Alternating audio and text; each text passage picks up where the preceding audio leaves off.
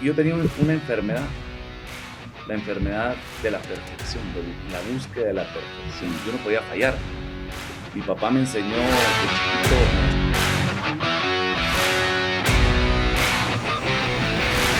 Hola amigos, bienvenidos a Company Paints, Manny Webb con ustedes. Y regresa a nuestro podcast Quique Lemus. ¿Cómo estás, Quique? Bien, ¿y vos? Qué gusto tenerte de vuelta. La última vez estábamos en audio nada más, Sí. pero ahorita ya estamos full cámaras, luces, No, action. felicidades. ¿Cómo te pareció? ¿Te parece el set? No, increíble. La vez pasada salí impresionado, ahora más. Qué buena onda, qué buena onda. Bueno, déjenme presentarles a Quique como se debe. Aparte de ser un gran empresario, amigo, senior coach ontológico, algo que me gusta mucho de Quique es el puesto, el título que tiene en su organización. Chief Visionary Officer de GSP. Y la vez pasada te pregunté acerca de ese tema y hoy te lo tengo que volver a preguntar porque tiene que quedar grabado ya en cámaras y todo. Mano, ¿cómo de ser un CEO, porque era la posición que tenías, pasaste a ser un Chief Visionary Officer? ¿Qué ondas? Mira, lo primero fue hacer un lado del ego y generar un poco de humildad y saber que el CEO, o sea, tenés que saber muchas áreas, ¿verdad? Para manejar un negocio necesitas saber el área de finanzas, operaciones, etcétera. Pero yo creo que muchas cosas uno a veces le huye porque realmente no sos bueno y hay veces de que no... ¿O las dejas no, para después o las dejas por un lado? la dejas por un lado y realmente el foco es importante, ¿verdad? Entonces yo descubrí que realmente mi pasión es pensar, es generar nuevos negocios, ver oportunidades. Entonces realmente hablé con mis socias y les dije, miren, vengan a trabajar más activamente. Pero ¿dónde sale esto? Porque, bueno, estabas teniendo una buena trayectoria. Tenías una trayectoria de varios años en crecimiento de la empresa y todo bajo tu dirección como CEO. O sea, ¿qué pasa? ¿Pasa algo en algún momento? El caos. Ok. El caos. Yo creo que muchos huimos del caos o de la incomodidad, pero a veces la vida te lleva a eso. Te lleva a esa incomodidad en donde decís, te hace pensar, te hace cuestionarte. Y ese es el mejor regalo que tiene la vida. Entonces yo llegué a un punto donde llegó el caos a mi vida, en donde las ventas exponenciales, pero perdés de vista muchas cosas. O sea, el cash flow es esencial en cualquier empresa, las finanzas, o sea, son muchos controles que tenés que tener enfrente y a veces los perdés de vista por ser muy agresivo en las ventas, en metámonos a otros países, en expansión, el ego, que muchas veces es el ego. Y que cómo cuesta darse cuenta uno de que es el ego lo que te está haciendo hacer lo que estás haciendo y no necesariamente un crecimiento sano o una administración sana de una empresa. Correcto. Todos buscamos el crecimiento en nuestros negocios, pero a veces ese crecimiento te gana y no tomas en cuenta muchos factores que te pueden afectar y no necesariamente el crecimiento, sobre todo cuando es rápido, va a ser algo que las empresas tienen que buscar, ¿verdad? O sea, Claro. tiene que ser ordenado, tienes que fortalecer las bases para poder seguir construyendo sobre esas bases. ¿Verdad? Gracias a Signo CRM por ser nuestro principal patrocinador. Vamos a estar hablando acerca de temas interesantes ahorita con Quique y vamos a ver cómo metemos el tema de la tecnología por ahí también. Quique, mira, en base a lo que estás diciendo ahorita, ayer tenía una discusión fuerte con un miembro de una junta directiva y mi punto era, sí, mira, pero esta empresa está siendo subvencionada. Sí, pero esta empresa es rentable, ¿no? Ajá, pero se le está subvencionando. Es que lo que no tiene es cash flow positivo, dice. Ajá, pero entonces, sí, pero sí es rentable.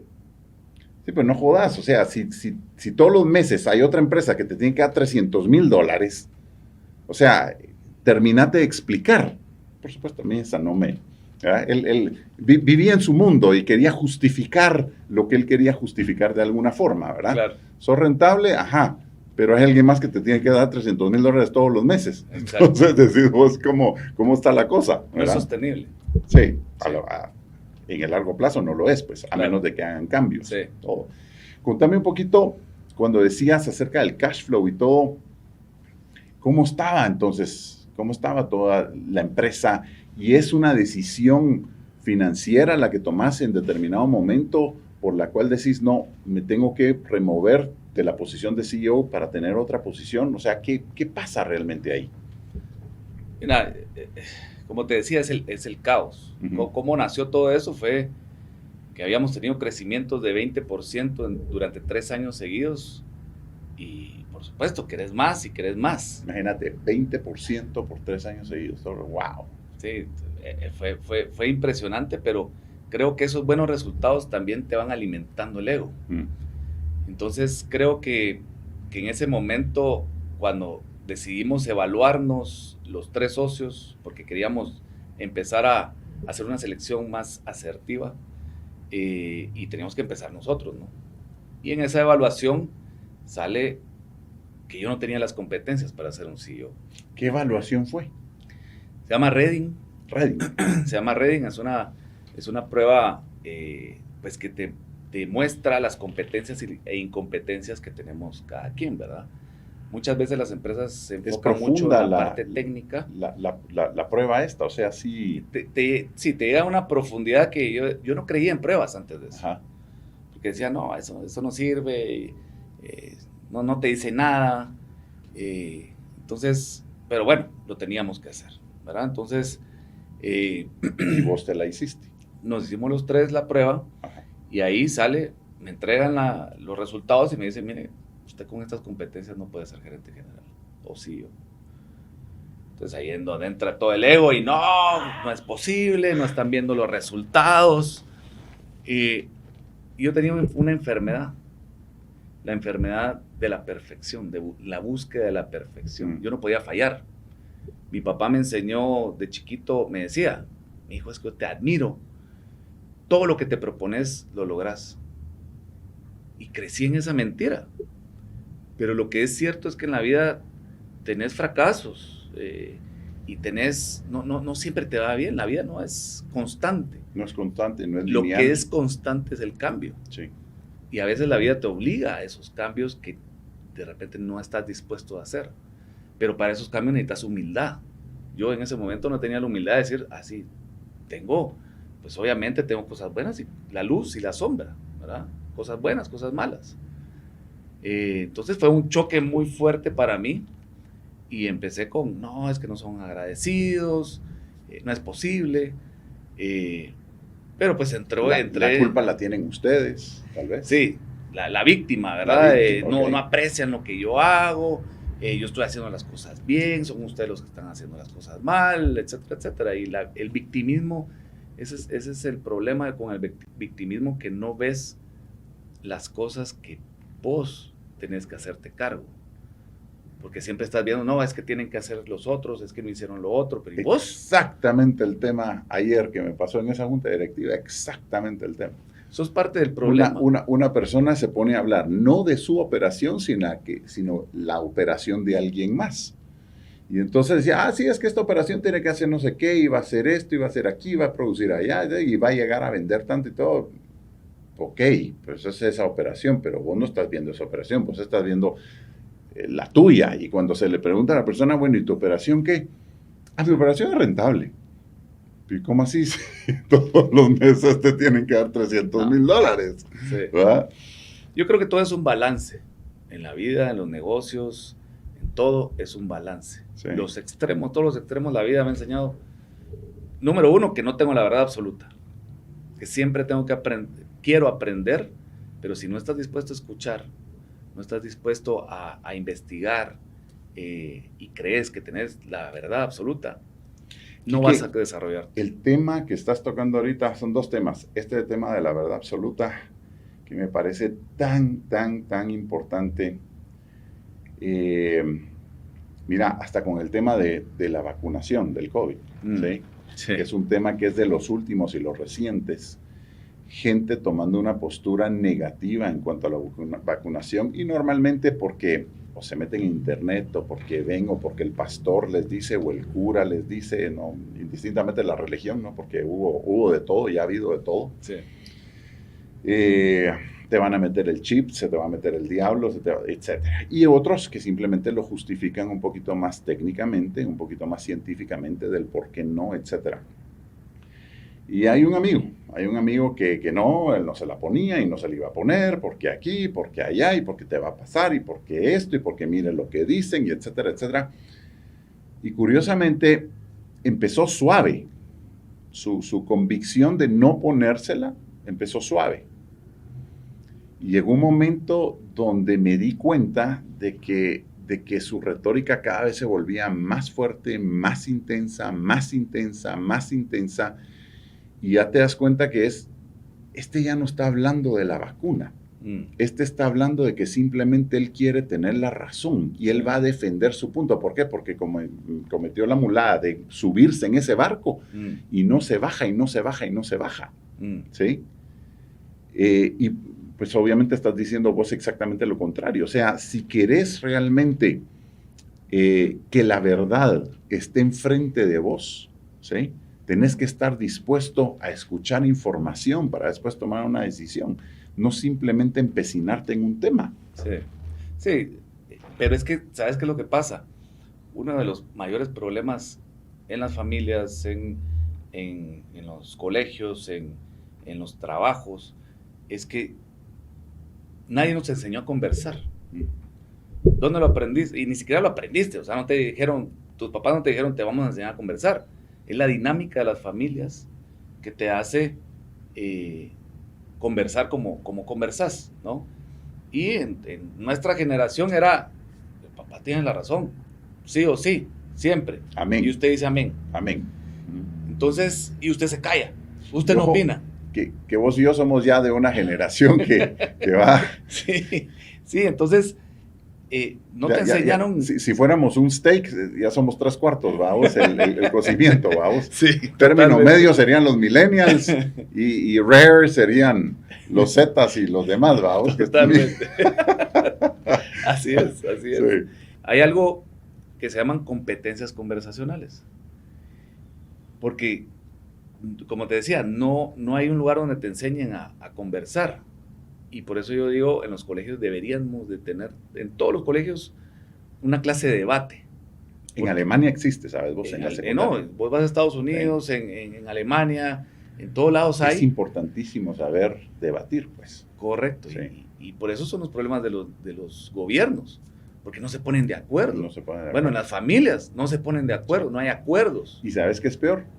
Cuando después empiezan a meter los sentimientos. Ay, es que me ofendiste. No, Bueno, claro. Y entonces es exactamente la poca capacidad de poder discutir algo con una persona, ¿verdad? Correcto. No es en contra suyo, simplemente pienso de una manera distinta.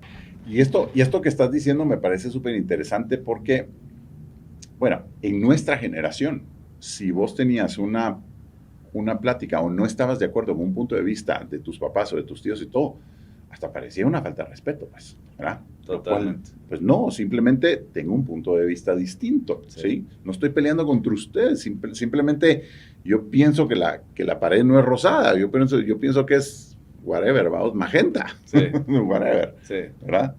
No, por eso, cuando uno nace, lo que hablamos de Atomic Habits, naces con el disco duro vacío.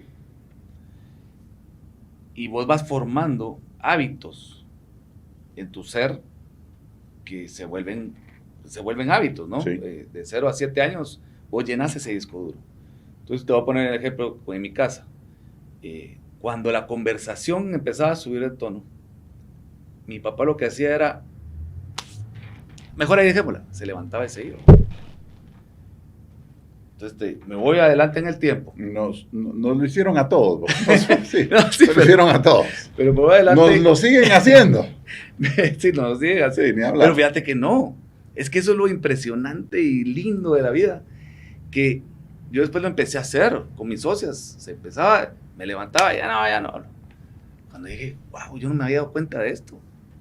Entonces, ¿qué es hoy hoy por hoy las conversaciones con mi papá yo siempre decía es que mi papá tiene que cambiar, y mi papá se tiene que quedar ahí a hablar y no sé qué, y siempre vemos al otro. Pero cuando yo me di cuenta de eso, dije, no quiero esto para mis hijos, quiero romper esos patrones. Yo empecé a cambiar, empecé a dejar que mi papá cambiara, ya un señor de 60, 70 años, difícil. En ese momento era difícil. La relación cambió completamente, porque yo cambié, y no estaba esperando que mi papá cambiara, pero ahora la relación es ¿Cómo cambiaste otra. y en qué cambiaste? Y me interesa mucho la parte que dijiste del ego al principio y todo, porque pues qué difícil es que una persona se dé cuenta de que es el ego lo que lo puede estar cegando de algunas cosas. ¿Este cambio de relación con tu papá, así lo atribuís también a esto? Sí, porque yo te puedo decir que el antídoto, y no tengo la verdad absoluta, pero fue lo que me funcionó a mí, fue estar consciente. Entonces, cuando yo empezaba a subirme de la emoción y de querer salir corriendo, me daba cuenta. Entonces, bajaba la revolución, escuchaba, respiraba y aprendí a quedarme ahí en las conversaciones. Pero es la conciencia. El primer paso para el cambio es la conciencia. Entonces, cuando vos te volvés consciente, obviamente la transformación dura toda la vida. Una de las frases de Bruce Lee, no podés cambiar lo que sos si no tenés conciencia de lo que sos. Totalmente. Y es totalmente cierto. Entonces eso fue lo que cambió, y hice un lado mi ego de querer tener la razón. Entonces es ahí donde uno le baja al yo tengo la verdad absoluta y escucho al otro y vamos construyendo entre los dos lo que nos parezca entre la conversación que estamos teniendo, ¿verdad? Pero el ego es hacerle un lado. Y si vos vas a juntas directivas, es una lucha de egos. Es una lucha de egos. Porque yo tengo la razón, porque yo tengo tanto dinero, porque he hecho tantas cosas. Porque yo he dado mi firma para créditos y porque yo aquí, porque yo. ¿Sí? Sí. Eso es. Y si lo necesitas a veces, o sea, vamos a lo mismo, el balance. El balance de decir, ahorita necesito meterle y ser ambicioso porque si no, no vas a alcanzar los objetivos. Pero a veces tenés que bajarle esa ambición porque necesitas esa paz, tranquilidad para pensar y decir, analizar, es este el camino, cuestionarte. El cuestionarte es poderosísimo, pero ¿cada cuánto lo haces? ¿Qué le aconsejarías a un gerente allá afuera, un gerente, un empresario, un emprendedor en una posición preponderante? ¿Cómo le aconsejas y qué le decís para que se cuestione cuando sabemos de que tiene el ego elevado, pero es que no necesariamente te lo aceptan, vamos? O sea, ¿cuál es el switch ahí para que una persona, no sé, es un encuentro del tercer mundo, vamos, es un encuentro con Dios, es una situación, es un accidente en la vida, ¿o qué tiene que pasar para que un gerente, un empresario en esa posición diga, no, aquí me tengo que cuestionar esto? Aquí tengo que, o sea, es el ego el que está tomando esta decisión. ¿Sí? Sí. ¿Qué dirías vos o qué le dirías a esa persona? Número uno, nadie cambia si no quiere cambiar. Sí. Hay veces que uno quiere tratar de cambiar al otro y es imposible. Si él no quiere, no quiere. Sí. Entonces, yo la vez pasada te decía que todos tenemos una cámara aquí y está viendo hacia el frente. Y por eso criticamos, por eso vemos los errores de los otros, pero no la volteamos. Entonces, cada cierto tiempo hay que voltearla y escuchar. Hay algo que se llama identidad privada, que es lo que uno piensa de uno, y la identidad pública, que es lo que piensan los demás de nosotros. Pero si vos te sentás, mira, dame la retroalimentación. Te empiezan a dar retroalimentación y te dicen, no, pero te empiezas a justificar. Ahí no hay aprendizaje. Entonces ahí es donde entra la humildad. Exacto. Y decir, yo no tengo la verdad absoluta. La persona que se justifica, lo que sucede es que el cerebro no entiende, no le llega el mensaje al cerebro de que no es así y tienes que cambiar. ¿Sí? Cuando vos te justificás, pones excusas, etc., tu cerebro no está entendiendo de que no es así la cosa. ¿Y qué es lo que pasa? 99% de los casos, vuelven a cometer un error similar, vuelven a caer en la misma trampa, vuelven a cometer errores, toman decisiones de la misma forma y constantemente los resultados siguen siendo iguales, porque el cerebro no ha terminado de entender que no es por ahí, sino que es por otro lado. ¿Sí? Me gustan por eso tanto los deportes como el golf, como el tenis, como las artes marciales, en los cuales a mí me parece fascinante cuando un golfista tiene un pot de este largo y lo falla y se dice ¡mula! ¿Sí? Totalmente. ¿Por qué? Porque, mano, es que fuiste vos, pues también hay algunos que es que fue la grama. La grama no la cortaron. La grama va para el otro. O el caddy no me dio bien la calle. Qué fácil, pues. Qué fácil tirarle la culpa a cualquiera y todo y no darse cuenta de que, no, hombre, fuiste vos el que la cagaste. Sí. ¿Sí? Y eso es fascinante en ese tipo de deportes. Este tema aquí que me pareció interesantísimo. Vean todos, por favor, la segunda parte de este episodio donde vamos a profundizar más en algunos otros.